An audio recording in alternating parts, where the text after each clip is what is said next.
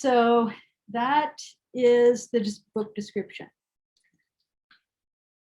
So now you've got the cover, the title, the description.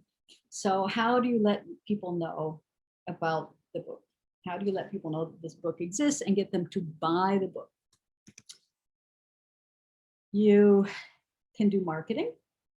Marketing is giving them what they want. So figuring out what do people want and giving it to them. That's why it's important to think about the title and the cover and the description in terms of things that are familiar to them from the genre, but also stand out. You know, that's the trick. You have to make it distinctive and yet familiar and get their attention and make them want to buy it by giving them what they want, but maybe with a little twist.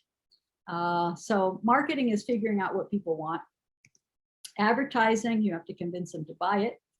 And then public relations, which is getting some buzz and name recognition. I'm not really going to talk about public relations. I've hired some PR firms and, you know, they've been really nice and they've gotten me a lot of like blog tours or interviews in newspaper. But to tell you the truth, I don't see direct sales. It's very hard to correlate the money I spend on public relations with how much I sell the book. And those public relations people are really expensive. So here's some place where, you know, I dumped a lot of money in the beginning and I don't even know if it paid off or not. I mean, maybe, but if I were going to do it all over again, I would not spend the money on public relations because we're talking thousands of dollars. And if I put thousands of dollars into advertising, because with $100, you can do stuff with advertising.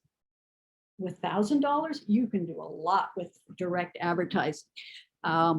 So I wouldn't spend money on public relations myself. And yeah, I just don't. I think in some circumstances, it might be good to, I mean, what PR people can do is they can get you like blog tours, they can get you into bookstores to do book signings.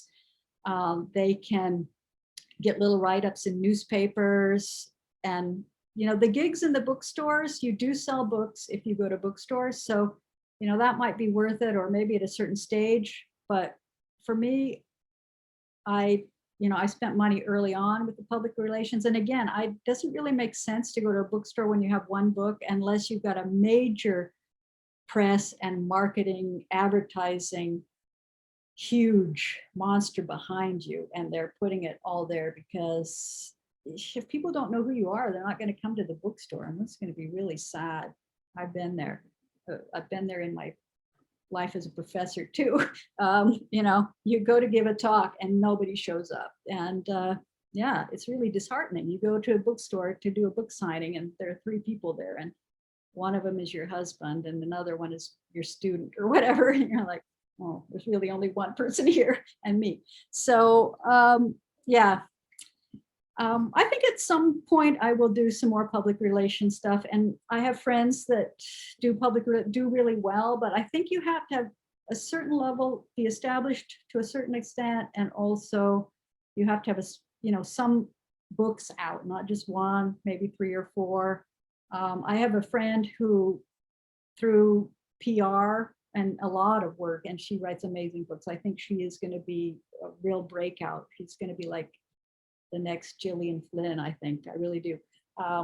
But she writes domestic thrillers, but she became a USA Today best-selling author, and she attributes it to her PR people. I've never had that experience. I think I have a chance, I think, at becoming USA Today best-selling author through advertising and promotion and I know how to do it. I just have to, I mean, I've tried and haven't, I've gotten close, but at least I think I know how to do it with marketing and advertising. Public relations is a little unpredictable.